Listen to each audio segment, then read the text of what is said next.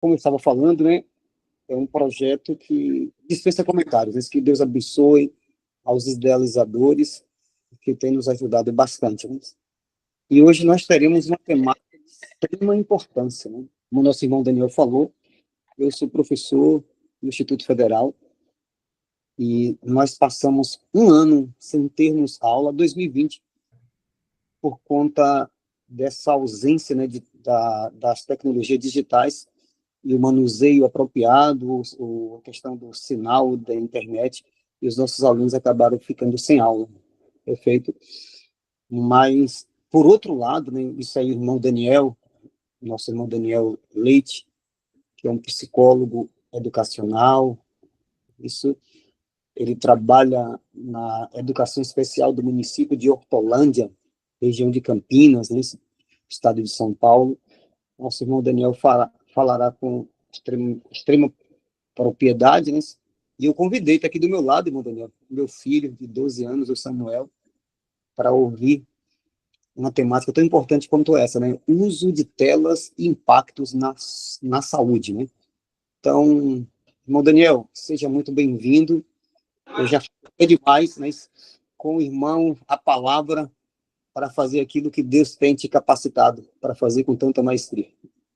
Eu vou, então, como o irmão falou, né, eu trabalho na educação especial, sou psicólogo, e o Daniel Almeida, né, pediu para a gente fazer essa live. Tinha alguns temas que já tinha sido levantado, inclusive o tema do autismo também, que é sempre pedido, né, acho que já falamos sobre diagnóstico, então a gente ainda está para fazer o do autismo, que é muito requisitado, né?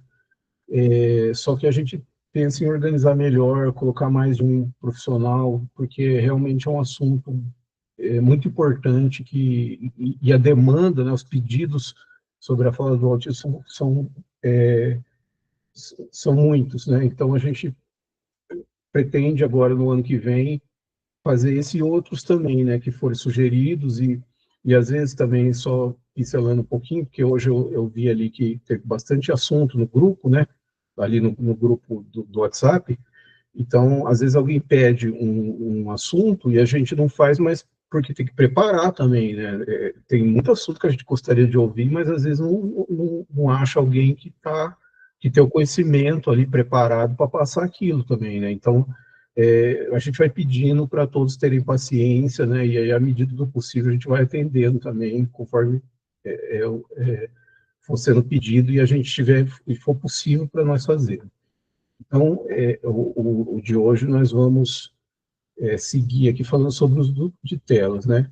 Como o irmão José Oliveira falou, realmente 2020 foi um ano da pandemia, né? Então, na verdade, no Brasil teve ainda uma deficiência em algumas regiões de não conseguir usar, tal. Nem todo mundo tinha o acesso, né? Houve até uma discussão sobre dar um acesso de graça para alguns, e nem todo mundo tem dispositivo. Teve algumas prefeituras que distribuíram chip de celular para poder os alunos acessarem e tal. Então, mas assim, no geral, aumentou o uso, né? Então, até se fala que a pandemia, inclusive, assim, muita coisa que as pessoas, mesmo as pessoas que já tinham acesso, né, que já tinha a internet em casa, e, por exemplo, a pessoa comprava, costumava comprar presencialmente, não nas lojas, né? Na pandemia, a pessoa não tinha o hábito de fazer a compra online, ele passou a ter, entendeu? E aí não é só porque ele passou a ter acesso na internet. Não, ele já tinha acesso, mas não tinha o hábito de usar a internet para aquilo. E aí, com a coisa da pandemia, do isolamento, não passou. Então, o uso da internet, no geral, né, claro que teve exceções, mas o uso da internet na pandemia aumentou, né? Agora eu vou compartilhar aqui a apresentação. Aí falando sobre o uso de tela e o impacto na saúde, né? E, na verdade, até como foi falado, né, na pandemia aumentou o uso e teve problemas assim de pessoas não conseguirem usar, não conseguir fazer a aula, como foi citado, mas aqui a gente está num assunto, né, que, mediante o aumento de uso, que não tem só a ver com a pandemia, mas a pandemia contribuiu,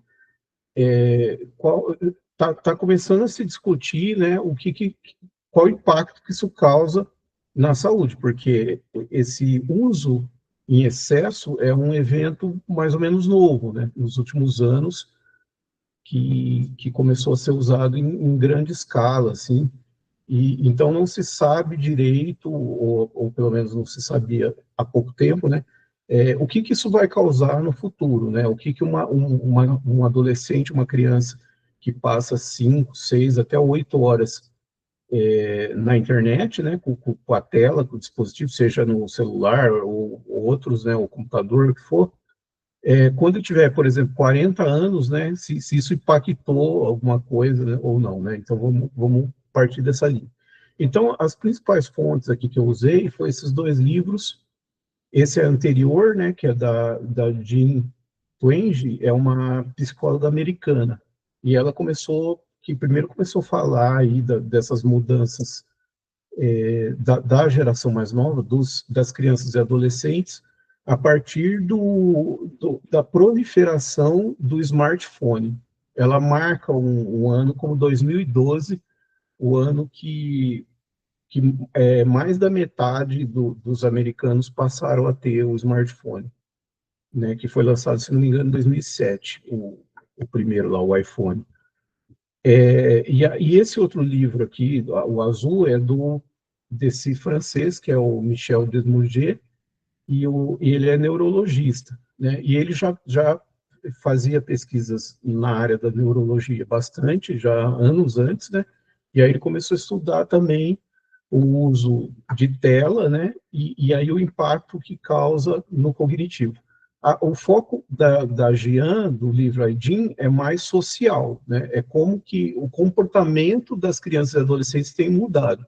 E o foco do Desmoulins é mais assim no cognitivo, né? Como que a inteligência, o cérebro está sendo afetado. Aí, seguindo com as ideias do Desmoulins, ele coloca que tela, né? Ele que colocou esse nome tela, assim, então não é só celular, né? Mas aí ele coloca que tela é todos esses aqui, o celular, o tablet, a TV antiga e hoje a Smart TV também, o videogame, seja em qual forma for, né?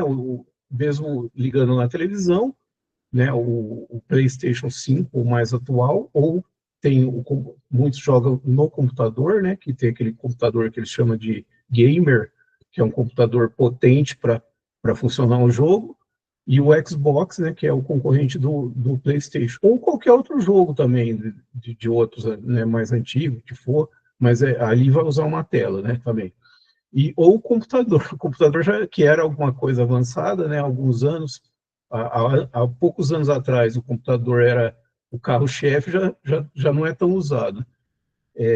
Tanto o notebook, né, como o antigo desktop, lá, aquele grande que põe em cima da mesa e tal. Aí, aqui só um dos gráficos do livro do Desmoulins, que fala o quanto, né, uma pesquisa aqui, provavelmente é lá da França, né, mas já viu ali os pré-adolescentes, os adolescentes utilizando, e aqui do lado está o uso recreativo, né? Então, essa é uma primeira ideia que o livro traz, que embora as crianças e adolescentes fiquem muito tempo usando as telas, e alguém poderia, mas isso é bom, porque eles estão aprendendo e tal, a grande maioria do tempo que elas usam é para uso recreativo. Não existe também o uso educacional, mas ele coloca que é 13 vezes maior o uso recreativo do que o uso para educação ou para pesquisa, alguma coisa assim, né? Então, aí os pré-adolescentes, né? Então, tem ali um quarto fica até 2 horas, outro quarto de 2 a 4, outro quarto de até 8 horas. E aí os adolescentes aumenta, né? Tem aqui um terço, mais ou menos, né? 30% fica mais de 8 horas. Então, isso aqui diária, né? Está escrito aqui horas por dia aqui no canto. Então, imagina aí uma média de que os adolescentes de 13 a 18 anos, se somar todas as vezes que eles ficam ali uns minutos no celular, depois chega em casa, pode ficar assistindo um stream, uma série, pode também ficar jogando jogos, né? Então, a soma de todos esses, né, uso de tela, dá meio doido aqui esse valor, mas mais de 8 horas por dia, em média. Então, são muitas horas, né? Porque é como se fosse uma jornada de trabalho, né? A jornada nossa não é 8 horas de trabalho. Então, é como se eles ficassem o tempo todo útil do dia, praticamente olhando tela, acessando tela. E aí, aqui só para ter uma ideia, né, essa pesquisa é do Brasil, eu achei no site, essas crianças e adolescentes, um dos usos que são recreativos, né, um dos grandes usos vai ser nas redes sociais. Né? E aqui tem a presença dessa faixa etária aqui de 9 a 17 anos, então, ó, de cada 10 crianças, 8, quase 9, usa o YouTube. Né? Criança aqui é criança adolescente, né? 7, quase 8, usa o WhatsApp, 6, né, usa Instagram, e 6 também, praticamente, usa o TikTok. Então, de cada 10 aí, 6 tem praticamente tudo, né? E aí, por que até alguém perguntou se ia falar de criança, de adulto e tal, e o livro do Demorger fala mais das crianças, né? Por quê? Por que fala mais das crianças, do impacto nas crianças? Porque o cérebro da criança está em formação, está em desenvolvimento, então o impacto é maior na criança, né? Então, há essa neuroplasticidade, né, que é as sinapses, as conexões entre os neurônios do cérebro, elas são mais plásticas, né, na infância, né? Então, o cérebro está em formação e no adulto o cérebro praticamente já está formado, né? Então, pode haver uma mudança comportamental, também uma mudança de hábito no adulto, mas praticamente o cérebro já está montado, né? Agora o da criança não, o da criança vai mudar a maneira como o cérebro se desenvolve mesmo. Então o impacto é maior nas crianças. Mas aqui, como eu coloquei, né, há impacto nos adultos também. E aí, falando então ainda das crianças, né, em relação ao adulto, a tese da Twenge, né, da Jean Twenge, da psicóloga americana, do livro I, Jean, ela cunhou esse termo aqui, que é o I minúsculo, Jean, é tipo o iPhone, né, iPhone. Então, I, Jean de generation, né, de geração do iPhone, geração do smartphone. A sociologia já te colocava essa geração como Z, que tem aquela coisa da geração X, geração Y, os millennials, né, geração Z, e também aparece esse termo aqui como nativos digitais, que é a mesma coisa do Egin lá, seria a criança que quando ela nasceu e cresceu, né, ela não conhece o mundo sem internet. Ela não lembra, né, que nem nós, que lembra que quando era criança não tinha internet, não existia celular, tal. Essas crianças, a partir de 2007, 2012, os anos 2000 para frente, ela não lembra mais de uma época que não sempre existiu internet para elas, né? E praticamente desde criança já tinha o smartphone também.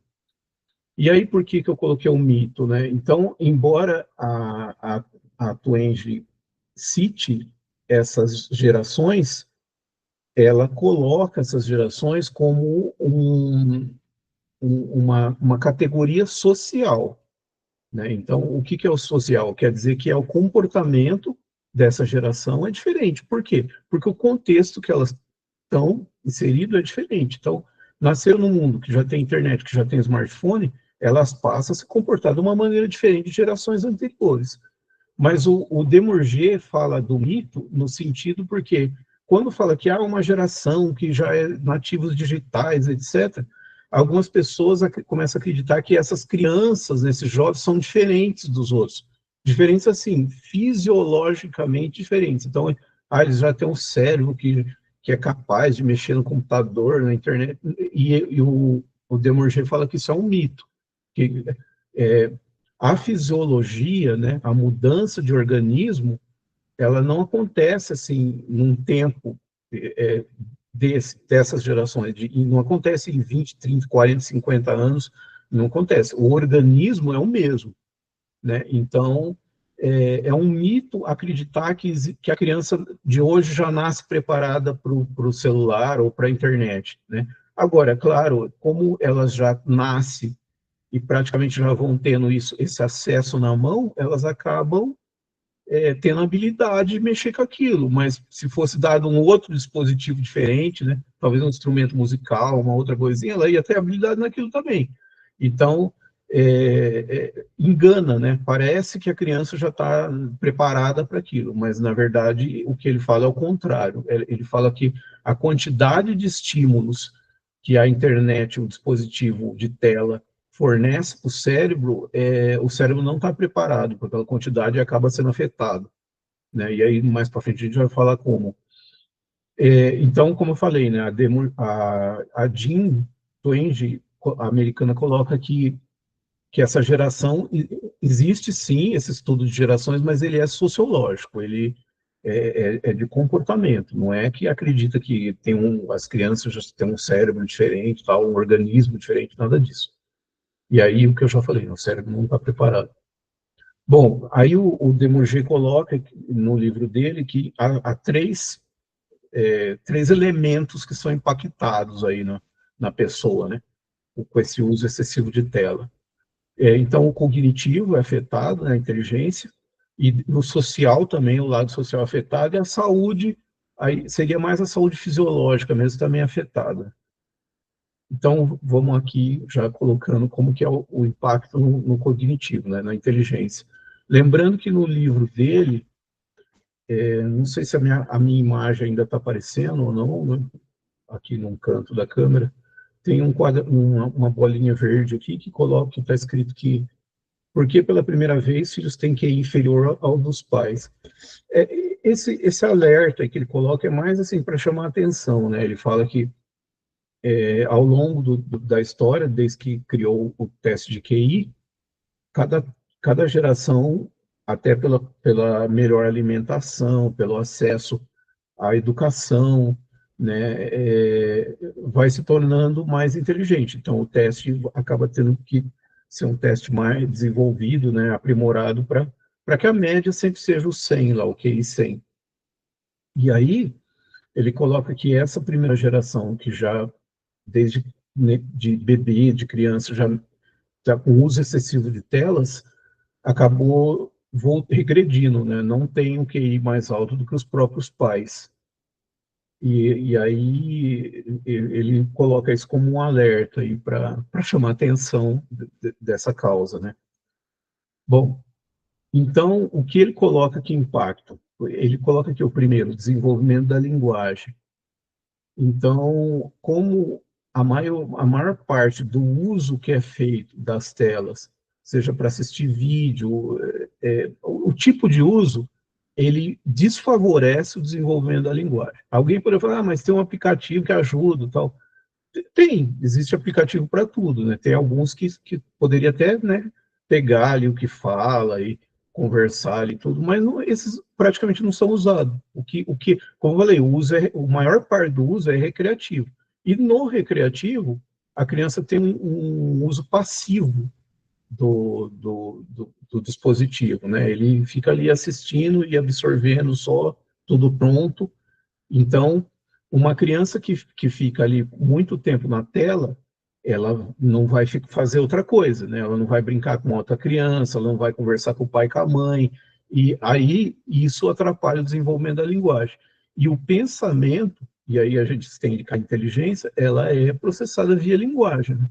A linguagem é o meio de se processar o pensamento e a inteligência, né? Tanto é que existem pesquisas, né, que dão conta que se uma criança nascer perfeita, né, sem nenhuma deficiência, mas ela até uma certa idade ali, se não me engano, 5 ou 6 anos, ela não aprender nenhuma língua, né, se ela fosse isolada lá no meio do mato, não aprendesse nenhuma língua, ela automaticamente desenvolveria uma deficiência intelectual, porque ela precisa de uma linguagem para processar o pensamento. Então, o prejuízo, né, não é que essa criança não vai aprender a falar, mas o prejuízo na linguagem vai também afetar a inteligência dela. É outro problema, né, das telas. atenção, foco, né, concentração. Então, como atualmente o uso lá recreativo, ao longo desses anos aí de internet, pois foi ficando aquela coisa do cada vez mais rápido, né? Até tinha ali o YouTube, que tinha vídeos mais longos, né? Poderia ter um vídeo curto, mas em geral até hoje tem vídeos longos, né? De 2, 3 horas no YouTube. E aí surgiu o TikTok com a ideia dos vídeos curtos. Aí o YouTube, para correr atrás do TikTok, ele lançou os shorts, né? Agora você vê lá que no YouTube tem uma categoria de shorts, que a palavra short é curto em inglês. Então, assim, ele também tem o curto. Então, o que é que a criança? Ela fica passando um videozinho curto atrás do outro, então ela acostuma o cérebro a sempre um novo ali, uma coisinha nova, uma coisinha nova. Ou seja, ela não consegue focar na mesma coisa por um tempo maior. E aí o que acontece? Quando ela for precisar disso, prestar atenção numa aula, né, que é mais longa, uma aula de presencial e tudo, ou uma leitura de um texto, né, mais longo, não vai ter concentração, porque ela acostumou o cérebro, viciou o cérebro a coisa nova. E lembrando que por exemplo, esse afetar da atenção, do foco, da concentração, não é só nas crianças, né? No adulto também. Então, o adulto todos nós, né, que acostuma ficar nessa... Por quê? Porque o cérebro, ele automaticamente ele é atraído por aquilo que é novo, né? O que é comum, ele perde atenção naturalmente, né? Uma maneira de economizar energia, né? Então, quando surge alguma coisa, de repente, um barulho, uma luz, uma coisa que chama atenção, o cérebro sai do automático e presta atenção. Aquilo pode ser um perigo, tal, né? Então, o organismo nosso funciona assim. E aí o que acontece? Ao ficar, né, cotidianamente, se habituar a essa coisa do videozinho curto, não sei o quê, então a gente acaba perdendo a capacidade, a habilidade de focar numa coisa mais longa. E hoje em dia já está tudo, a gente já incorporou isso no cotidiano, né? Quando a gente fala assim que se alguém mandar um texto no celular, na tela inteira, a gente, opa, o fulano aqui mandou um textão aqui, ó, tem que ler tudo isso. Sendo que antigamente a gente lia livros, né? Livros de muitas páginas, 300, 500 páginas, né? Um Dom Casmurro, do Machado de Assis, uma coisa assim. Agora a gente já não consegue ler a tela inteira do celular, já é muita coisa, a gente já reclama. A pessoa manda um áudio também do WhatsApp de 5 minutos, é muito, nossa, mandou um podcast, é muito tempo aqui. Aí põe no 2x. Então, já vai também levando a uma ansiedade, não temos paciência para algo mais longo. E por aí vai, né? E aí habilidades sociais, que é um pouco parecido com a ideia da linguagem, por quê? Porque a criança, o tempo que ela ficar no celular, ela não está interagindo socialmente com as outras. E é no interagir que se adquire essas habilidades. A habilidade de conversar, de negociar, de liderar, de ser liderado, de fazer troca, fazer barganha, de ter empatia, né? de favorecer. Então, tudo isso vai sendo afetado, a criança vai se isolando e alguém poderia falar, mas qual é o problema? O problema é que vai crescer um adulto que não tem essas habilidades. E em algum momento ele vai precisar, né? Ele vai no mercado de trabalho, vai ter que trabalhar em grupo, né?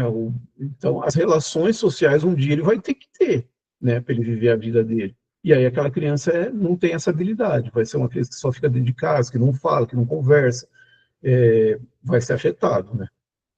E aqui tem a ideia da imaginação e da criatividade, por quê? Porque o conteúdo recreativo das telas, ele é tudo pronto, né? Em geral, também o uso que fala, mas, de novo, né? Não vamos falar que existe um aplicativo para a pessoa criar tal, pode existir, mas, infelizmente, o uso mais utilizado é as coisinhas prontas mesmo, é o videozinho pronto. Então, o que acontece? A criança, quando ela brincava sem o celular, ela estava entediada. Aí ela precisava inventar uma brincadeira. Às vezes ela pegava uma pedra, pegava um pedaço de pau, fazia aquele pau virar uma espada, imaginava que ela estava lutando. Quem lembra de ter visto uma criança que brincava sozinha com um pedaço de pau, com uma pedra, fazia um carrinho, ficava fazendo barulho, falando sozinha? Por quê? Porque ela está inventando toda aquela brincadeira com a imaginação, com a criatividade. E hoje, com o celular, a criança está entediada, né? O cérebro nosso está sempre entediado. Aí ele vai e procura o celular, só que o celular já dá tudo pronto, tudo um videozinho colorido, com som. Então, assim, ela não precisa imaginar, ela já vai matando o tédio dela com aquele conteúdo pronto. Então, ela não treina essa parte da imaginação, né? E aí, de novo, né? Ah, mas para que serve? Um dia ela vai ser um adulto que vai precisar resolver problema, né? Quem que lidera numa empresa, no mercado de trabalho? Quem sabe resolver problema, quem sabe pensar fora da caixa, quem tem o jogo de cintura para liderar, para criar uma solução nova, né? Então ela vai ficar defasada em relação a isso. Por quê? Porque não teve. Então, essa parte da criança brincar e ter imaginação é muito importante. Parece que não, né? Mas é muito importante, né? Não é à toa que a criança é criança. Essa experiência do viver também eu quis colocar porque é aquela coisa, a criança também, além da imaginação, ela tem que treinar ali a parte motora, a coordenação motora fina. Então, para a criança brincar com tinta, desenhar com lápis no papel, é, massinha, né? Fazer as coisas de massinha, apertar a massinha com a mão, fazer um bichinho, tudo isso é um desenvolvimento também para a criança. E se ela estiver na tela, também não vai ter isso, né? Aqui, esse desenvolvimento pessoal, que eu coloquei a profundidade, ele afetaria, né, as crianças, principalmente, então, ali, a partir dali, os adolescentes também, e todos os adultos. O que que é? É que, normalmente, o conteúdo recreativo das telas, ele vai ser sempre superficial. Aliás, né, hoje, se for olhar as redes sociais, lá, as dancinhas do TikTok, o que que tem de profundidade naquilo? Né? É uma coisa banal, uma coisa medíocre até, né? Então, o que acontece? Funciona um pouco aqui com a ideia da atenção do foco, ou o que seria? A gente, utilizando muito essa coisa da tela, desse recreativo da tela, a gente acaba acostumando o nosso cérebro com futilidades, com banalidades. Quando a gente vai pegar um assunto profundo, ó, isso aqui é complexo, tem que ler bastante, prestar atenção para você entender isso aqui, né? Pode ser até uma história mesmo, uma coisa de lazer, mas assim, olha, essa história aqui tem vários personagens, você tem que descobrir, você tem que entender isso, entender aquilo, ligar o começo com o final, então, o cérebro não está acostumado com essa complexidade, entendeu? E o cérebro, como eu falei, ele quer economizar energia, então ele vai sempre pelo caminho mais fácil, né? Tem as bobeirinhas, dancinha ali que uma atrás da outra, que alegra, que dá esse conteúdo né, de dopamina, ele deixa o cérebro contente, ok, ele vai ficar só nisso.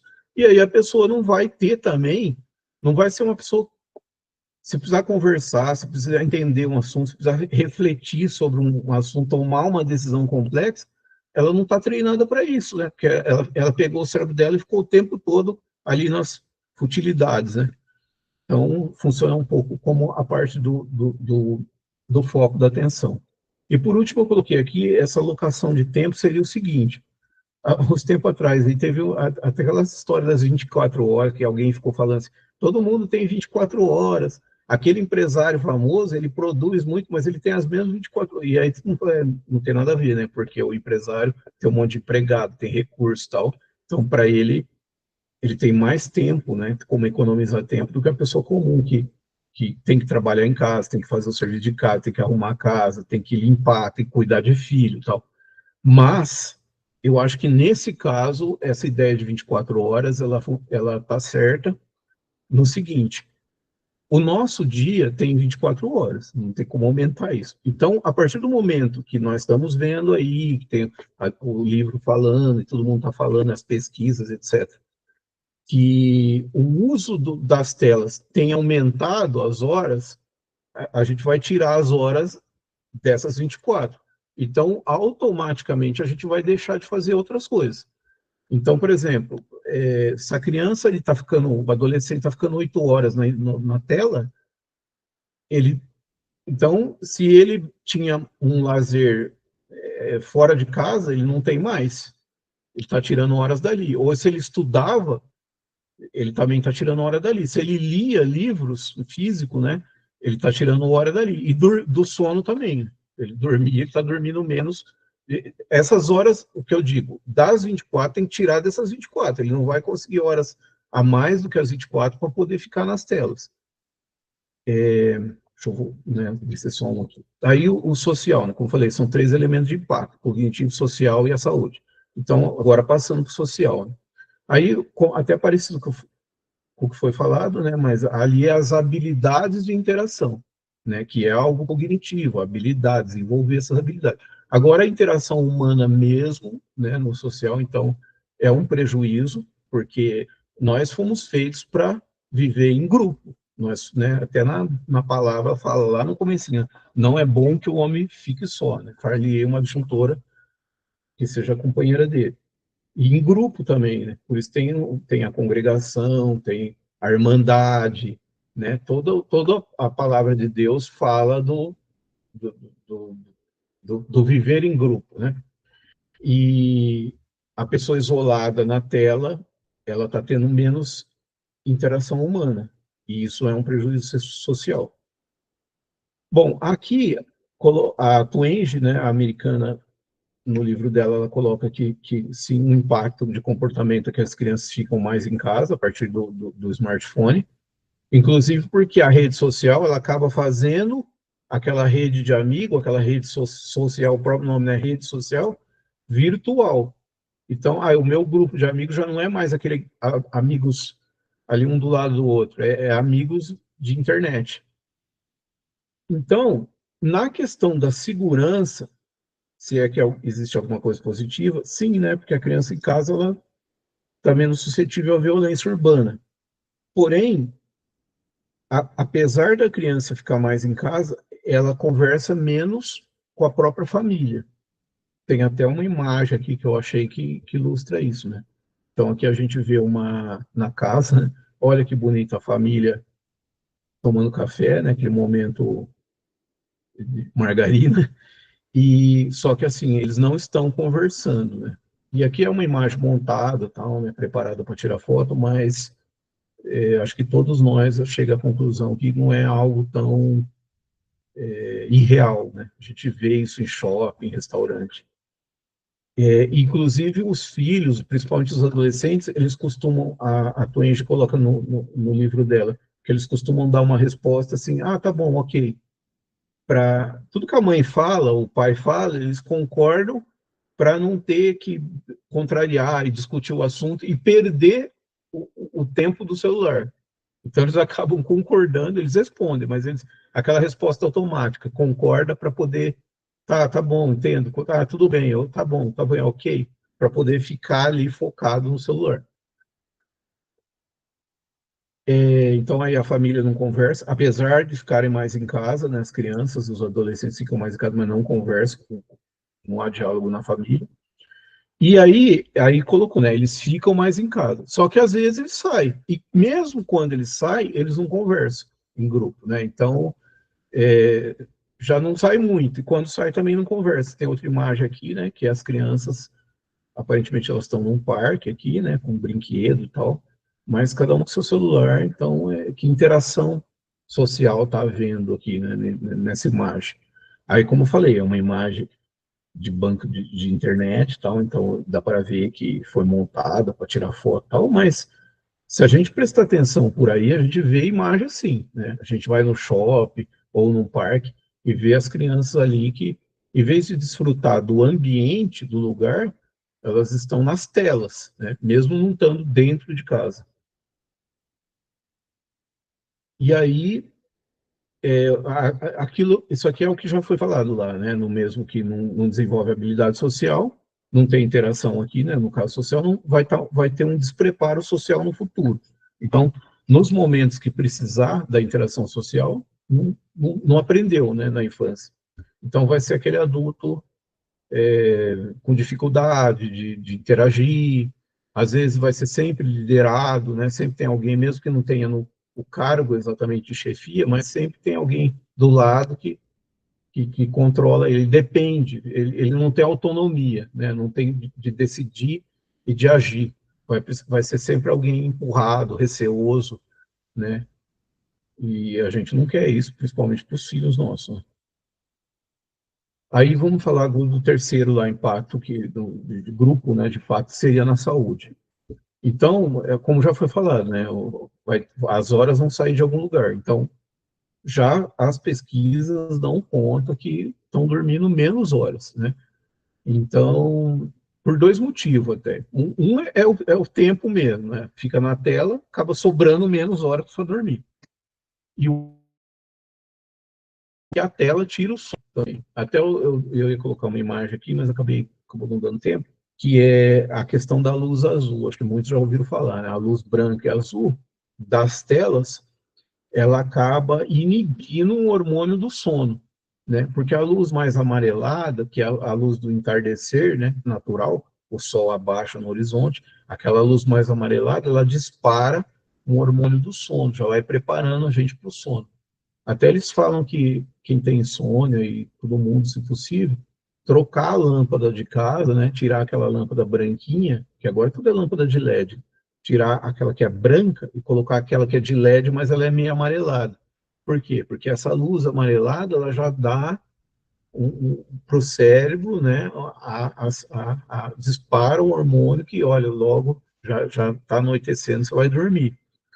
E a tela faz o contrário disso. Até tem um aplicativo, ou alguns aplicativos, que faz a tela ficar amarela de acordo com as horas tardes da noite. Mas a maioria não usa, porque se for assistir um vídeo, fica tudo meio amarelado, então não gosta daquilo e acaba tirando, né? Mas, então tem esses dois fatores. Um é o tempo mesmo, que vai usar o tempo de dormir, e o outro que a tela, até falam também que tirando todos esses impactos que nós estamos falando hoje, os médicos já falavam, né? Ó, se alguém tem insônia, não assiste televisão 1 hora e meia antes de dormir. Não fica no computador 1 hora e meia antes de dormir. Por quê? Porque a tela, ela tira o sono. Bom, aqui eu quis colocar a questão da intolerância no seguinte, né? Como fica direto assim, só pincelando aqui, que a ansiedade, que alguns estudos colocam, é que dormir menos horas, né? E nem precisaria ser pelo celular, se fosse por um outro problema aí de, de a pessoa tá trabalhando, estudando muito, não tem tempo de dormir, por exemplo. O fato de dormir menos horas é um dos fatores causadores de ansiedade, do transtorno de ansiedade. Então, no fim, seria um efeito colateral, né? A tela faz a pessoa dormir menos, e o fato de dormir menos acaba causando ansiedade. Agora, falando da intolerância, seria o seguinte, né? Como a pessoa fica o tempo todo naquele treino de ver o que ela gosta, ver a coisinha curta que traz uma satisfação, uma atrás da outra, o que acontece? Principalmente a criança, né, o adolescente, ele acostuma a ter sempre o que ele quer. Então, aí, quando ele precisa ter uma frustração, porque na vida a gente vai ter mesmo frustrações, né? Todo mundo tem, geralmente quem é adulto sabe disso. A pessoa está despreparada para aquilo, né? Porque ficou ali o tempo todo se satisfazendo com aquilo que gosta. Né? Recentemente teve aquele caso lá do avião, né? Que deu o que falar, que a criança queria sentar na janela e alguém filmou a mulher falando que, olha, onde já se viu? E aí depois ficaram contra, falando que a mãe deveria controlar a criança, que a criança não tem que chorar para ter tudo que ela quer. E surgiu tudo lá. Depois foi esclarecido que nem a mãe não era tão culpada, porque não foi ela que filmou e tudo. Mas, assim, acaba gerando isso, gerando essa criança que tudo faz birra, tudo chora, né? Só quer tudo. Não aceita também o tédio. Porque às vezes a gente tem que passar pelo tédio. Você vai viajar de ônibus ou até de avião, às vezes é um tédio, né? Você senta no corredor, não tem onde olhar. Agora já tem tela também no avião, né? Mas, por exemplo, pode ser um ônibus que não tenha tela. Então a criança vai ter um tempo ali que ela tem que ficar sem fazer nada. E aí, desregula tudo, porque 24 horas, né, modo de dizer, com tela, então precisa o tempo todo estar suprido ali com esses estímulos, né, das telas. Aí o sedentarismo é fácil entender, né? Fica na tela, então a criança não brinca mais, não corre, não sobe no muro, não sobe na árvore, não brinca de pega-pega, de pique, esconde, essas coisas, acaba sendo mais sedentário do que era antigamente, né? Pelo mesmo motivo, está pegando horas de outras atividades que seriam atividades físicas, vamos dizer assim, para ficar nas telas. A alimentação colocaria que é como se fosse a parte da intolerância também, no sentido que, como a criança fica o tempo todo recebendo a carga de dopamina daquilo que ela gosta, na alimentação ela vai querer só o que ela gosta. E a gente sabe que a criança só quer doce, batata frita, lanche. Então o pai e a mãe vai querer dar legumes, uma comida mais saudável, mas a criança está acostumada a só ter satisfação. E ela não vai querer. Sempre foi assim, né? A criança sempre tenta forçar para comer essas coisas mais saborosa, mas que não faz tão bem. Mas aí a tela pode influenciar nisso também, né? A criança fica hiper acostumada a ter só aquilo que causa satisfação para ela. E ela começa a passar aquilo, além das telas, para outros momentos da vida também, no caso, a alimentação. E aqui a depressão está no livro da Jean Twenge, que fala dos comportamentos da juventude, da geração, que é o seguinte, né? Uma das coisas que ela constatou nos estudos dela é que, como eu falei lá, né, que ela percebeu que os jovens fazem, então, uma rede de amigos que já não é mais a rede presencial, é uma rede pela internet, que é a rede social, né, das internet, o Facebook e outros que tem, né? Então, o que acontece? Há comparações constantes, isso pode afetar os adultos também, né? Então, todo mundo viaja, todo mundo está bem, está casado, aquele casal que eu conheço viaja todo mês e eu não consigo fazer uma viagem, que não sobra dinheiro, não tenho tempo, então você começa a achar que a sua vida é ruim, a dos outros é boa. E pode gerar uma depressão, né? E, e a gente sabe que às vezes não é bem assim, porque a pessoa só posta foto dos melhores momentos, né? Então todo mundo tem problema, aí ninguém fica expondo os problemas, né? E às vezes nem é os melhores momentos, né? Às vezes é uma coisa meio mascarada, né? Enfim, nunca se sabe, né? Então a rede social ela acaba causando esse problema de depressão através das comparações, tá? Isso aí de adultos e de adolescentes também, né? Diria que as crianças nem tanto. E a solidão, uma é o uso direto, né? Porque se está todo mundo só conectado virtualmente, a conexão virtual ela não é a mesma coisa da vida real. Então é uma conexão pobre, entendeu? Não tem o mesmo valor, o mesmo sentido, né? A mesma força de uma conexão real. Então, isso já causa uma solidão. E a outra é que é possível que, além dessas comparações com viagem, carro, essa coisa mais feliz, a pessoa também vai ver interações sociais. Então teve uma festa lá que todo mundo estava junto, tiraram a foto, tá todo mundo lá e eu não tô, né? Só eu que sou solitário. Então vai dar essa sensação, né, de solidão a mais. Bom, aqui eu coloquei para falar um pouco sobre que se costuma dizer, né? Vamos fazer uma pausa e falar que a gente não existe uma fobia, né? Uma luta contra a tecnologia. A tecnologia ela é útil para muita coisa, né? Então a internet, o celular, inclusive aqui, né? Nós estamos fazendo uma live pela internet, né? É pela internet que a gente consegue que pessoas de outro estado se comunique conosco, né? Porque se fosse só que fosse presencial, daria para fazer aqui na minha cidade, em Campinas, mas pessoas de outro estado. Então, assim, ela facilita tem muita utilidade em alguns aspectos. E outra que ela veio para ficar. Então, não adianta a gente sonhar que tudo isso vai voltar para trás. A gente tem que solucionar do jeito que as coisas estão para frente. Então, sim, teve um ganho muito grande na comunicação, né? No trabalho também, com certeza, para fazer pesquisa, né? A gente joga ali um termo no Google, descobre o que é em poucos segundos, poucos minutos. Isso é útil também para o comércio, para a venda. para alugar um apartamento, para vender um produto. Então, eu quero achar um carro para comprar a marca tal, modelo tal. Você acha pela internet de um jeito que antigamente era bem mais difícil. O serviço, né, para achar um profissional, um mecânico, um encanador. Então, tudo isso é útil. E o GPS também, né, que eu quis colocar aqui, porque facilita muito, né? Agora, quando a gente quer achar um endereço, é outra vida, né? Não tem nem comparação. E aqui alguns usos, né? Como eu falei, educação é usado, o ensino à distância, que é o mesmo da educação, né? Só que no livro do Demordier, ele coloca que uma coisa importante, né? Aqui a gente pode dizer assim, é uma faca de dois gumes. Por um lado, a educação EAD, ela trouxe portas, assim, né? Porque às vezes a pessoa mora num município que nem tem faculdade ali, ela, de repente, ela pode fazer uma faculdade EAD. Então, abriu uma porta para alguém que não tinha.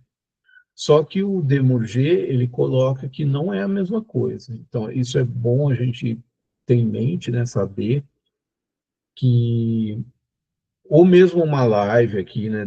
Igual essa que eu estou falando, tudo bem, tá sendo passada alguma informação.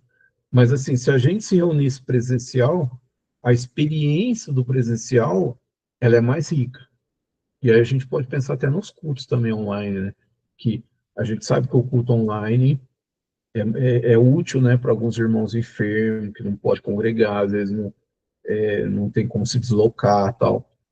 Mas o culto presencial, seguindo essa tese do Demorger, que o EAD, que uma aula presencial é muito melhor que o EAD, então a gente já vai também estendendo, né, uma coisa parecida, que o culto presencial não tem comparação, ele é mais rico, a experiência é mais rica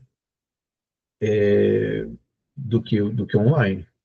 E aí a gente fala, né, então o uso de tela pela educação, EAD e tal, mas a gente fala, o recreativo é o que mais é usado, né, então, para defender, mas acaba sendo mais usado por recreativo.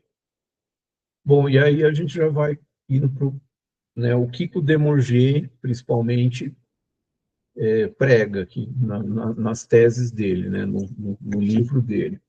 É um pouco radical, que ele fala que o ideal é só colocar a tela para as crianças a partir de 6 anos. Então, uma criança de 5 anos, o ideal é que ela não tenha contato nenhum com nenhuma tela. Isso porque ele é um neurologista, né? Então, ele fez o estudo a fundo ali do impacto no cérebro mesmo. Aí ele coloca que a partir dos 6 anos, se o tempo for menor que 30 minutos, praticamente não causa impacto nenhum na criança.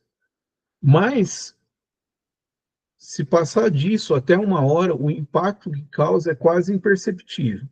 Mas acima de 1 hora ele não recomenda. Outra recomendação dele, que não tenha tela nos quartos. Por quê? Porque isso aqui é um incentivo para que a criança exceda, né, o tempo. Né? Já tem no quarto, então já está ali na mão para ela ficar mais que 1 hora. Segundo, tem o conteúdo, né, que a gente nem falou. Né? A ideia do conteúdo já é uma coisa meio antiga. Já teve até ensinamento na igreja que falava os pais devem verificar o que a criança vê na internet, tomar cuidado, porque tem criminosos que usam tal. Mas ainda tem, né? Isso aí o mundo não melhorou, né? Então ainda tem conteúdo inadequado para criança, né? Para adolescente ainda tem os jogos, né? Tem pai que acha que o jogo não tem problema nenhum, porque não, ele está só jogando, não é que nem a internet, que pode ver um vídeo, um conteúdo pornográfico, alguma coisa assim. Os jogos modernos, eles jogam em rede. E além do jogo ser por rede, né? Então, é um monte de soldado, e tem o meu time, o outro pessoa lá na casa dela, ele é um soldado que está junto no meu time combatendo também. Mas há uma comunicação. Normalmente é por voz. Eles ficam falando junto. Que nem eu estou falando agora. Então, eu estou jogando e falo, ô fulano, então, como é que tá as coisas? Você comprou um computador novo? Ah, tá. Então, eu comprei uma placa de vídeo. Eles ficam falando. E aí o que acontece? Entram pessoas mal intencionadas nesse meio. Também viram um jogador, porque eles não vê a pessoa, né? Não conhecem. E aí começa também a se comunicar com adolescentes e fazer amizade virtual e de vídeo, de foto, né? Depois em outros meios de comunicação também virtual ali, né? Que não é mais no jogo, mas pode ser pelo WhatsApp, pode ser por chats. Tem um comunicador que chama Shen, acho que é Tian, uma coisa assim, que é feito a partir da internet Deep Web, que eles falam, que é a internet que não tem como rastrear. Né? É um programa muito específico, que a hora que ele é instalado no computador, ele permite essa comunicação sem um protocolo assim oculto que não tem como as autoridades detectar. E acontece muita coisa ruim através desses chances, porque aí, por exemplo, a pessoa pode incentivar a outra a cometer um crime, porque depois a polícia não vai chegar naquele incentivador. Né? Então já teve aqueles ataques de escola, que o adolescente vai lá e atira nos colegas, né? São incentivados através desse. Né? Então, é só uma pincelada, né? Porque o assunto vai longe, mas então ainda está com essa ideia de que a tela no quarto não é boa coisa. E aí a supervisão entra no mesmo assunto. Né? Vai permitir 1 hora depois dos 6 anos? Ok, mas veja o conteúdo, né? Não vai permitir também, pode ver à vontade, que eu vou só marcar o tempo aqui, depois eu volto. Não, tem que olhar, né? Porque. E tem conteúdos assim, até não é nem esse aliciamento ou pornografia, mas uso de droga, né? Palavrão, entendeu? Então tem que olhar mesmo, né? Os pais têm que. O filho dá trabalho. Aqui o Demorger coloca que o ideal é que não tenha uso no começo do dia. Por quê? Porque a quantidade de estímulo que a tela passa, ela acaba. É como se ela gastasse a energia do cérebro. Então, por exemplo, a criança, vamos supor que ela estude depois do almoço, aí de manhã inteira ela fica ali, ou inteira, ou 1 hora que seja, mas fica ali na tela. É como se ela já cansasse o cérebro. Aí ela vai para a escola para ter a aula, a explicação do professor, a leitura. Então, o que acontece? O cérebro dela está meio cansado já, porque os estímulos são muito, a quantidade de estímulo é muito densa na tela. Então, o ideal é fazer o contrário, é a criança usar a mente porque é importante, né, estudo e tal, e depois, como vai ter esse uso recreativo, deixar mais para depois, para posterior à aula, porque daí aí já o cérebro já está mesmo mais cansado da aula, então já vê aquelas bobeirinhas, não grava muito e por aí vai. E aí pede um uso também de 1 hora e meia antes de dormir, que aqui cai um pouco naquele mesmo, ali que já foi falado do sono, que como o estímulo é muito grande, 1 hora e meia e tal, para não forçar a mente ficar tão ligada e atrapalhar o sono. Aqui é interessante que fala, então, já que vai usar a tela, não coloca um monte de coisa junto. E principalmente porque às vezes tem mais de uma tela junto, né? A criança coloca a televisão lá, um desenho passando, aí ela fica olhando no celular e ela fica alternando entre o celular e o desenho. Então é o dobro de estímulo. Né?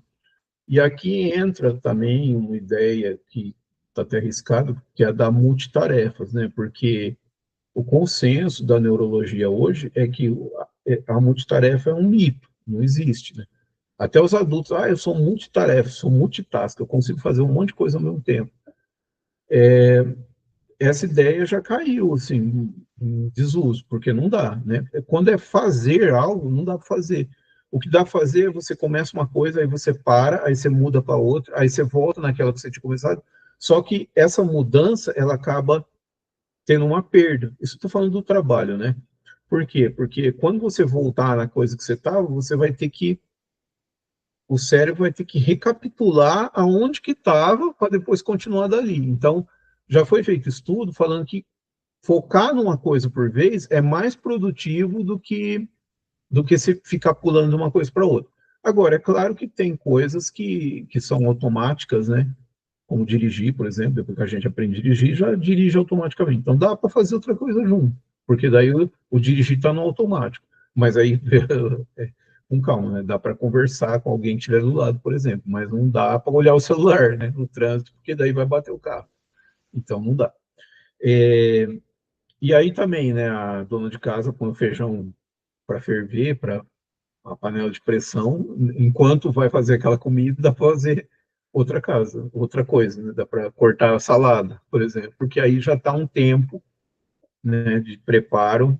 Então, sim, existem algumas coisas operacionais que dá para se fazer junto com outros, mas quando é coisa de produção, de elaboração, a multitarefa não funciona, né? Isso é o que diz os especialistas. Então, também para a criança não ficar nessa de muito estímulo ao mesmo tempo. E aqui eu coloquei que o pai precisa dar o exemplo, que é aquela coisa, né? É muito difícil fazer uma criança, então, se ela já está acostumada a ficar muito tempo na tela, falar, a partir de agora vai ter um tempo limitado e tal. Se os pais ficarem no celular, aí tem aquela imagem lá que eu pus lá atrás, né? Que é a família, cada um está com o seu celular, o pai está com um, a mãe está com um, os filhos, cada um com o seu celular. Então, o pai está olhando no celular e fala, filho, não fica no celular, tá? Enquanto o pai fica. A criança não vai levar tão a sério, né? Então, os pais precisam dar esse exemplo, né? E aqui, para finalizar, é uma frase que eu achei legal deixar aqui, que é: existe mais vida fora das telas, né? E aí, esse mais no sentido de que a experiência real, ela é mais rica, né, do que o virtual, do que ficar só em tela. Então, é isso, né? E acho que se agora alguém tiver alguma pergunta, alguma opinião, vamos abrir aqui. Deus abençoe, irmão Daniel. Então, vamos ouvir dos irmãos, né? Isso, quem se habilita, né, a fazer o primeiro questionamento, né? Estamos aqui à disposição, não é isso? Quando ninguém pergunta, é porque a explicação foi tão boa que não restou nenhuma dúvida. Então, Estamos quem seria ouvindo. o primeiro, a primeira pessoa a questionar? Queria aproveitar para falar um pouquinho, para perguntar um pouquinho sobre a questão do que os pais podem fazer, uma sugestão, uma ideia do que os pais podem fazer, então, com os filhos para tirá-los do celular. Eu trabalhei um pouquinho na educação, né? Hoje eu trabalho em área administrativa, mas eu trabalhei durante 5 anos na educação. Eu trabalhei em creche, em cidades diferentes, e trabalhei também em escola. Quando você trabalha em creche, principalmente, você trabalha muito com a questão do desenvolvimento da criança. Eu peguei faixas etárias diferentes. Eu peguei criança de berçário, peguei criança de 1 ano e meio, 2 anos, de 3 anos, até 4 anos incompletos. Então, você trabalha toda a questão lúdica com a criança, o brincar, o desenvolvimento, porque você está ali como professor, como mediador, é o seu trabalho. Então, você é treinado para aquilo, né? Fora a formação que cada um tem. Agora, em casa, que sugestões você daria para que a família fizesse alguma coisa junto, para que, na verdade, todo mundo saísse da tela? Eu acho que esse é um ponto assim bastante importante e que os pais têm muita dificuldade. Eu acho assim, né? Olhando do ponto de vista da psicologia, até assim, tem uma colega que ela atende bastante criança, né? Na terapia mesmo. E ela costuma fazer sempre combinados, né? Então, eu acho que se a criança já está muito habituada, vou usar a palavra hábito, que é mais bonita que a palavra vício, já está muito habituada com as telas, então os pais que começam essa transição aos poucos, né? Então, também faz um combinado com as crianças, né? Então primeiro você vai desenhar, ou você vai ler um livro, um pouco, um certo tempo, para depois você poder pegar o celular. E primeiro você vai estudar, né? Aquela lição de casa e tal, e depois você pega o celular. Para ir tirando aos poucos. E também os pais ter atividade junto com a criança. Porque tem até aquela coisa do pai com a mãe, não tenho tempo, eu trabalho, né, eu não tenho tempo para os meus filhos. Mas às vezes o pouco tempo que tem, que a gente sabe que o trabalho realmente toma muito tempo, né? A pessoa chega tarde, chega cansada, e a mãe ainda tem que, às vezes, cozinhar, cuidar da casa. Então, é difícil ter um tempo para os filhos. E aí, o que é comum acontecer, né? Alguns educadores também falam, as pessoas que trabalham com crianças falam isso, que hoje em dia o celular, ele virou é tipo uma babá eletrônica para a criança. Então, para a criança ficar quieta, o pai com a mãe dá um celular. Às vezes dá o próprio celular. A criança não tem celular. Aliás, tem isso, né? Tem criança que é bem nova já tem celular, né? Celular dela. E aí, hoje eu vi um menino, acho que de 5 anos, coincidências da vida, né? Hoje eu vi um menino de 5 anos que ele pegou o celular, tem aquela capinha aqui, antiga, assim, que fecha. Eu falei, esse celular é seu? Ele falou, é meu. Eu falei, celular, 5 anos já tem. Mas tudo bem, né? Só um comentário. Então, o que o pai com a mãe faz? Dá o celular para a criança. Como se fosse uma chupeta, né? A chupeta, põe a chupeta para a criança não chorar. Então, dá o celular para a criança. E aí, como foi perguntado, né? O que fazer? Essa mudança de hábito, ela tem que ser dos pais junto, né? Então, o pai com a mãe, né? Vai ter que mudar também esse modo de operação, né? Mas lembrando, né, os grandes alertas, até alguém colocou o livro, esse livro aqui, né, colocou o livro em PDF lá no grupo lá, e comentou que o livro é muito embasado cientificamente, o livro tem, deixa eu ver aqui, ele tem quase 100 páginas, ó, a partir daqui, não sei se a câmera pega aqui, mas isso aqui, ó, aqui, tá vendo? Essa parte mais fina aqui, que está na minha mão, são só as referências de artigos científicos. Tudo isso aqui, de referência de artigo científico, que embasa o pensamento do Demorger, a tese do Demorger. E aí o que acontece? Né, uma coisa que eu nem falei na apresentação. Tem pai que investe muito nos filhos, porque às vezes tem condição, investe mesmo, paga colégio particular, escola particular, uma creche de qualidade, né, que é aquela creche que tem pedagogia, não é só para criança ficar lá. Mas às vezes contraproducente, né, na contramão desse investimento, desse zelo, desse cuidado com o filho, deixa o celular na mão dele. Então, como eu falei, as teorias do neurocientista é que prejudicam gravemente o cognitivo das crianças. Né? As crianças vão... Até tem uma palavra aqui, dura, né? O livro chama A Fábrica de Cretinos Digitais. Né? Então, cretino é um nome bem forte aí, colocaram. Então, é isso, né? Então, essa mudança de comportamento, o pai e a mãe vai ter que fazer esse esforço também para conseguir que as crianças mudem. Slene, quer perguntar? Levantou a mão. Fazilson. Então, eu queria, perdão, eu não estou aqui para ensinar nada, muito pelo contrário, estou aqui aprendendo muito, e assim, eu queria compartilhar uma experiência minha que foi esse ano. Eu sou educadora e há muitos anos a gente vem assim, sofrendo com a dificuldade das crianças na tela. É uma preocupação muito grande.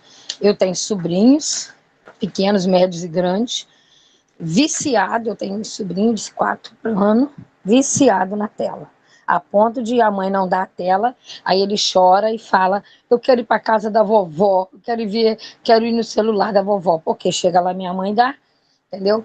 Então, assim, o que me aconteceu esse ano foi o seguinte, eu sou educadora no Rio de Janeiro, e eu cheguei na sala de aula esse ano, não tinha televisão.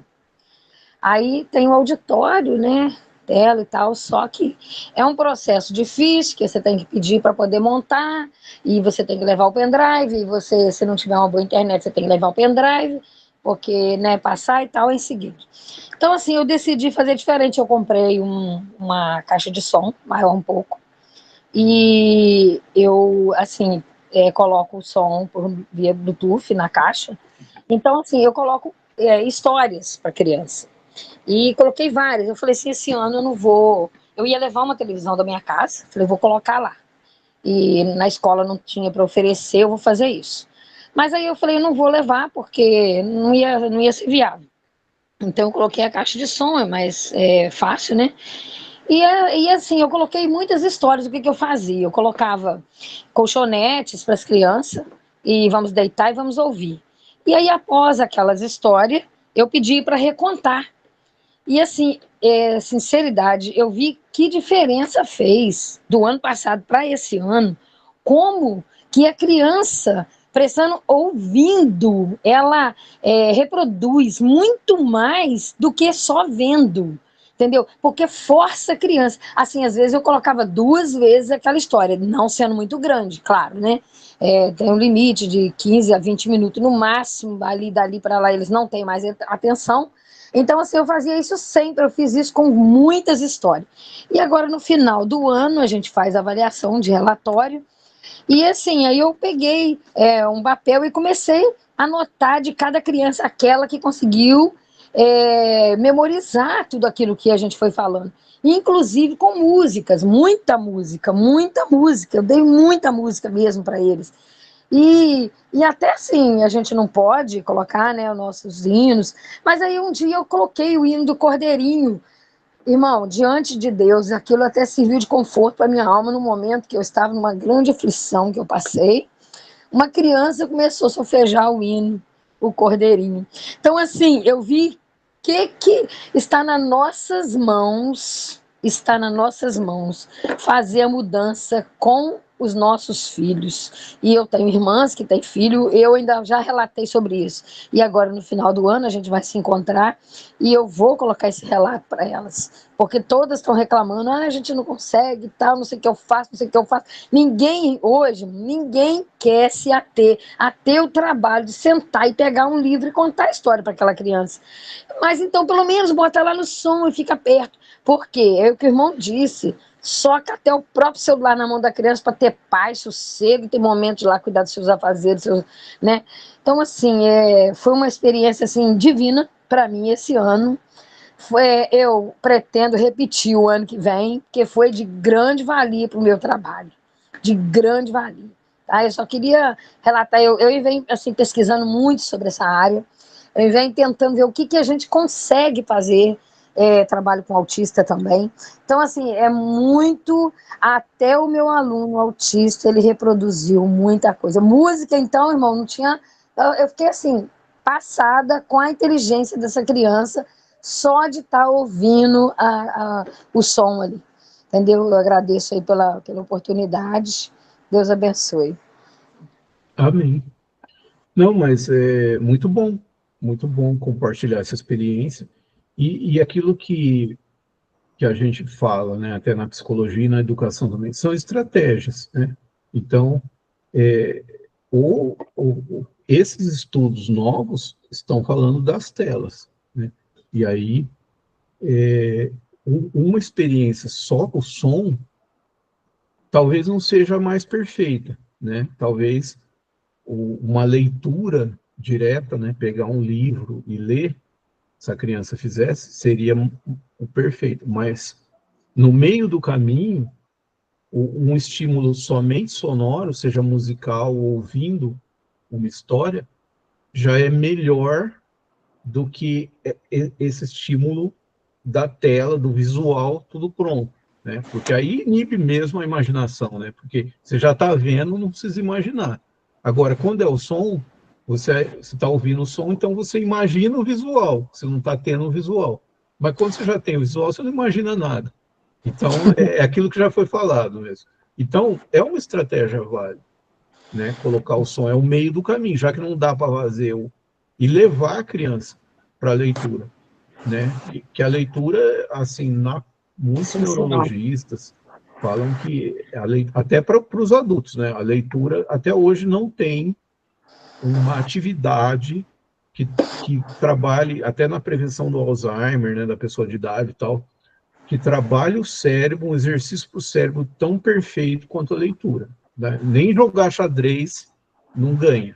A leitura, por mais que ela é uma atividade antiga, ela ainda é o que se sabe que melhor mantém o cérebro ativo. E está se perdendo, né? Porque agora as telas vêm vindo, a internet vem vindo e vai... É que meus alunos educação infantil ainda não faz leitura, entendeu? Não coloquei, não comentei sobre isso. É. Então, mas assim, é super válida essa estratégia. Eu enxergo que sim. Não vou dizer que no livro fala isso, que eu não vi, não fala. Mas assim, me parece uma boa coisa, né? E como você falou, você compartilhou uma experiência, porque você mesma observou que houve ganhos, de memorização e etc. Então, Ouve, tá no caminho, né? É que a gente está buscando estratégia, a gente está num mundo que não tem receita mais, e filho não vem com receita para criação. Então, assim, nós deparamos com esse momento de tela que está preocupante. Todas as nossas reuniões pedagógicas é a mesma conversa, o mesmo assunto, o mesmo assunto. Está batendo-se na mesma tecla, do mês de fevereiro ao mês de dezembro. Então, assim, preocupante, preocupante. Não sei se vocês ouviram falar, tá uma discussão em São Paulo, né, de proibir as telas nas escolas, né? Você já viu essa notícia? Estão No querendo Rio fazer uma também lei. está. É, Então, estão querendo fazer uma no lei. Rio está Até que preocupante. ponto vai funcionar uma coisa assim, forçada, a gente não sabe, mas é mais uma evidência de que esse assunto é sério, né? Que já estão até discutindo em forma de lei já.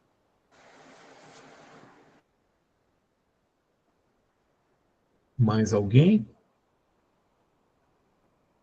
O José Oliveira levantou a mão? Bom, Daniel, o Samuel está aqui do meu lado e ele me fez uma pergunta. Eu falei, não, você pode fazer a pergunta, eu vou passar para ele, tá bom? Só um minuto. Tá bom.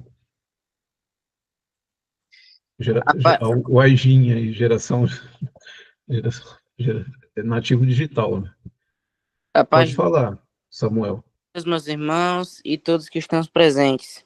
Amém. Amém. Bem, Ô, meu irmão, Daniel, eu gostaria de fazer uma pergunta. Pode fazer. O seguinte, minha mãe, ela cobra sobre a questão que eu tenho que evitar o uso de tela e eu até concordo com ela. Aí eu queria fazer duas perguntas. Quanto tempo que eu posso no uso de tela, que eu tenho 12 anos, e quais conteúdos que não afetariam tanto o meu sistema, já que eu estou nessa fase de adolescência, né? Sim. Olha, no livro está falando que o ideal aí é usar no máximo 1 hora por dia. Agora, o conteúdo, como todo mundo prefere o uso recreativo, então vai ser aquilo que a pessoa gosta, né? Se vai ser um vídeo. Agora sim, né, Samuel? Aí você, já com 12 anos, você já tem uma certa noção aí de. Tem conteúdo que é indevido, né? Então, assim, os seus pais também te aconselham, né? Que tem coisa que não é apropriada, coisa que contém palavrão, contém coisas impróprias, né? Mas tirando isso, se for um uso recreativo, eu acho que o tempo é o principal, né? É o mais importante, não passar de 1 hora por dia, entendeu? Porque, assim, poderia falar, usa para estudar, mas aí, aí é muito óbvio, né? Aí você estaria usando mesmo só para estudar. Não sei se você entendeu. Certo, meu irmão? Deus abençoe. Respondeu sim. Amém. pergunta, meus irmãos. Só uma colocação, complementando o que a irmã do Rio de Janeiro falou, nas creches aqui que eu trabalhei em São Paulo, né, no estado de São Paulo, eu trabalhei na cidade de Mairiporã e trabalhei na cidade de Indaiatuba. E atualmente eu trabalho na área administrativa de Hortolândia, da prefeitura de Hortolândia. Mas nas creches a gente trabalha exatamente isso, a parte da música com as crianças pequenas, né? E coloca-se uma música e a criança vai imaginando aquilo, depois ela conta a história, aquilo que ela lembra, aquilo que ela entendeu. Outra hora a gente faz uma roda de conversa também com elas, para elas ir uma ir contando para outra, uma leitura. Então, assim, para a criança pequena, isso é muito interessante. Isso é muito saudável. Exatamente assim que a cidade de Indaiatuba é uma das cidades mais bem assim desenvolvidas do estado em termos de estudo, né? O índice é alto e eles trabalham exatamente dessa forma. Né? Aqui em Hortolândia também a gente tem notícias, embora eu estou em outra área, mas que eles trabalham também dessa forma, que é muito interessante para a criança pequena. Então, complementando o que ela disse, faz muito sentido. Para os pais, né, só complementando até aquela pergunta anterior, né, o que os pais podem fazer, esses tempos, né, que o Demorger colocou, de até os 6 anos nada de tela, depois dos 6 anos o máximo 1 hora por dia. Como eu falei, né, os estudos de neurociência dele levaram a isso, e ele definiu ali como afeta o cérebro, ele definiu isso. São ideias que parecem um pouco radical, né, nós poderíamos pensar. Até eu achei outros conteúdos na internet que não são tão radicais, que já deixa um pouco de uso de tela antes dos 6 anos, tal, mas aí são teses e teses, né? Mas o que os pais poderiam fazer é aquela coisa, né? O bom, ainda que não seja perfeito, mas o bom já é válido. Então, assim, ainda que não conseguir tirar, eu tenho um filho de 5 anos, não consigo tirar a tela dele. Mas, assim, se conseguir diminuir, isso já é válido, entendeu? Então, é tentar fazer também esse processo aos poucos, né? E diminuindo o tempo, inserir outras atividades. Até no livro também eu não coloquei isso, mas fala que as camadas sociais mais altas, o uso de tela das crianças é menor. Por quê? Porque a criança ela faz uma atividade, um curso, a criancinha vai no judô, a menina vai no balé, vai na natação. Então, a criança não fica tanto em casa, ela tem essas atividades. E as classes menos favorecidas não têm esses recursos. Então, e hoje em dia todo mundo tem um celular, tem um smartphone que seja, ainda que a criança não tenha, mas o pai e a mãe tem. Então, acaba usando, às vezes na casa tem um só para todos os filhos, tem 3 filhos, tem um só para eles usar. Então, eles acabam ficando mais exatamente porque não tem essas atividades, né? Então, na medida do possível, ir tentando trocar por uma atividade ao ar livre, nem que seja um passeio, uma coisa assim, mas tudo isso é mais ganho do que ficar nas telas, né? Então, tentar fazer essa mudança também gradativa, né? Aos poucos, e o que conseguir já é um ganho, né? Ainda que, mas não consegui atingir 1 hora, não consegui eliminar 100%, mas porque é difícil mesmo, né? É um trabalho difícil. A gente sabe, quem é da educação sabe disso, que é difícil. Mas o que conseguir já é algum ganho. Então, o irmão Daniel, ele fez a contextualização do uso das telas, né? Falou como a pandemia interferiu, né, nesse uso em relação à quantidade, né, de pessoas e também o número, né, de horas que nós passamos a ficar diante da tela por conta dessa pandemia que mudou totalmente a nossa vida. Isso falou, né, o tema é o uso da tela e os impactos na saúde mental. Apresentou os 2 livros, né, isso foram base para a sua palestra na noite de hoje. Então, nós agradecemos, irmão Daniel, isso por tudo que o irmão tem contribuído conosco, né, tem ajudado bastante. As irmãs e os irmãos também que fizeram algumas intervenções que trouxeram ainda maior significância, né, para esse momento de tamanha importância na nossa vida.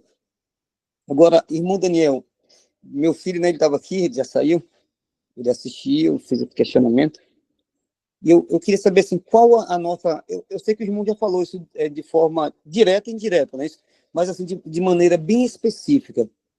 Qual o nosso procedimento diante de uma realidade, irmão, tão ímpar que vivemos, né, e esse contexto extremamente digital que nós vivemos, esse que a gente costuma chamar desse letramento digital, o nativo digital. O que fazer, irmão, diante desse contexto onde nós costumamos utilizar o aparelho celular, o smartphone, o tablet, entre outros, né, nessa mesma linha de raciocínio, para acalmar o ânimo dos nossos filhos e suprir a nossa ausência? O que fazer, meu irmão? É uma pergunta bastante difícil, né? Além do que já foi respondido, Eu acho assim, né? Eu até lembrei daquela parte que falou do tédio, né? Que a criança está entediada. Antigamente ela pegava um pau, uma pedra, brincava com aquilo, fantasiava, imaginava muita coisa, ficava horas brincando. E agora, com um estímulo tão poderoso que as telas, ela não fica mais. Então, assim, o tédio, ele sempre é algo aversivo ao nosso cérebro, tanto para a criança quanto para o adulto também, né? Ninguém gosta de ficar entediado. E aí vem, então, a tela e esse mundo colorido e mágico que acaba capturando a nossa mente, e o nosso tempo e a nossa vida. Então, eu acho que o grande, sei lá, né, a chave disso é o seguinte, é entender, como foi falado lá, que o mundo não vai mudar para trás de novo, né? Não vai, a partir de amanhã não tem mais tela, não existe mais internet. Não. Então a gente vai ter que aprender a conviver com isso. Mas como que a gente vai fazer? A gente vai planejar o uso que vai fazer, o tempo, né? E o que vai ver. Então, não dá para ver tudo. Eu gosto disso, eu vou ver só isso. E vou abrir mão de outras coisas. Porque às vezes a gente entra na internet, a criança, o adolescente, até nós também, e se perde lá no conteúdo, vai ver uma coisa. As redes não é assim, no YouTube você assiste um vídeo, aí ele sugere outros parecidos, do mesmo assunto, aí você quer ver outro, vai ver outro, quando você para ver, você já passou 2, 3 horas. Então, assim, tem um tempo definido, ó, eu vou olhar meia hora, então, quando for 3h30, eu paro. E tentar, essa é a chave, esse controle. E colocar, como eu falei do tédio, colocar na vida atividades que vão substituir. Porque você fala assim, não, eu vou ver o celular 1 hora só por dia, ou a criança. Eu estou falando serve para todos, para nós, para o adolescente e tal, e até para as crianças. Mas então, a gente vai ver o celular 1 hora por dia. Só que você não tem mais nada para fazer além disso, né? Não é que não tem para fazer, mas assim, você não planejou nada para fazer. Porque na vida a gente sempre tem, né? Um monte de coisa aí que a gente está procrastinando. Mas se você não planejou nada, então você vai acabar caindo de novo no uso, né? Porque tá entediado, o que é mais fácil? É pegar o celular de novo e olhar. Então, assim, olha, eu vou estudar, eu vou fazer isso, vou fazer aquilo outro, ter esse planejamento. Eu acho que isso porque não dá para trocar o celular por nada. Você tem que trocar o celular por outra coisa. E de preferência melhor, né? Claro, melhor, né, que o celular. Então, acho que seria começar a pensar assim, mas aí a realidade de cada um é diferente, né? E aí cada um vai ter que meio que montar a sua estratégia própria. Tá bom, meu irmão. Deus abençoe. Então, a palavra fica em aberto, né, se mais alguém quiser fazer algum questionamento. Caso contrário, agradeço o irmão por tudo, né, e passo a palavra para Daniel. Então, tá bom. Eu também agradeço a oportunidade, né? O Daniel Almeida, não sei se ele ainda está aqui, mas ele convidou, como a gente falou, aí está aqui, sim. Até se ele quiser fechar aí no final. E para mim é sempre, assim, eu tenho muito prazer em participar, porque eu gosto muito desse projeto, né? Não que eu goste eu gosto de falar, não é bem isso, mas eu acho que o projeto, a ideia do projeto é muito boa, né? E assim, eu confesso que nem sempre o assunto que a gente até está fazendo um fechamento aqui, que é o final do ano, né? O último do ano. E nem sempre o assunto é do interesse de todos, né? Então, às vezes o autismo interessa a alguns e não interessa a outros. Às vezes o diagnóstico interessa a alguns, não interessa a outros. Talvez o uso de telas interessa a alguns. Mas, assim, o que eu quero, né? E aí eu estou falando, embora só tenha 12 aqui, 11 pessoas atualmente, mas que eu gostaria de passar, né, para todos, se possível, é que para a gente manter essa porta aberta, né? Manter esse projeto ativo, entendeu? Porque hoje pode ser que não interessou a muitos, mas amanhã tem um outro assunto que vai interessar. E ter esse canal no meio da nossa Irmandade, eu achei que foi uma ideia muito boa. Eu eu acho que dá para ter outras coisas também interessantes. E, às vezes a gente está focando até agora só na saúde, a gente pode falar também de desenvolvimento pessoal, de produtividade, de qualidade de vida, que porque a saúde, né, teria aquela linha da normalidade, e abaixo da normalidade, quando está no prejuízo, a gente precisa tratar da saúde. Mas a gente pode pensar no lado de cima também, né, que além da normalidade, uma melhoria, uma maior qualidade de vida, uma produtividade maior, né, um bem-estar melhor, né, discutir a felicidade também, né, o que é felicidade, até e o campo um pouco filosófico da coisa. Então, eu acho que muita coisa pode haver ainda. Então, embora, como eu falei de novo, só tem 11 pessoas aqui, mas eu queria fazer esse chamado a todos, tá? Para a gente manter esse projeto ativo, ser paciente, que às vezes os administradores abrem o grupo e alguém quer colocar uma coisa, e às vezes confunde ali, coloca uma coisa que não é tão devida, tem que apagar, tem aquelas correntes, aquele negócio que tem em grupo do WhatsApp mesmo, que as pessoas querem colocar ali, assunto que não tem nada a ver, polêmica, né? Então, assim, e às vezes alguém sugere alguma coisa, mas como eu falei, às vezes não dá também, né? Não é que ninguém quer, ninguém gostou da minha ideia. Não, é que às vezes tem algum assunto que a pessoa acha interessante, mas a gente tem que ter uma fonte, né? Que nem eu utilizei o livro, porque eu também não posso vir aqui falar tudo da minha cabeça que eu acho, porque eu quero passar alguma coisa que, ainda que eu não sou especialista nem nada, mas olha, tem alguém que estudou isso e está falando, então é importante, porque eu não posso também, né, passar minha opinião, assim, soltar minhas ideias, como se fosse um amigo meu que está do meu lado. Não, eu tenho que tentar trazer um conhecimento embasado num conhecimento técnico, um conhecimento científico. Então, de novo, né, fechando, vamos ter paciência, mas vamos cada um contribuir também para crescer esse projeto, para manter ele vivo, ele ativo, entendeu? Então, seria esse chamado aí, e que Deus nos abençoe no ano que vem, na continuidade desse projeto, em tudo, mas também na continuidade desse projeto.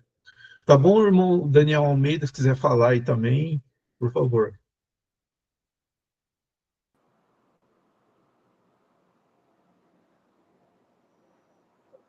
Excelente, meu irmão. Só agradecer a todos que nos acompanharam. Agradecer ao irmão José também, né? Pela participação dele, fazendo a mediação desse encontro.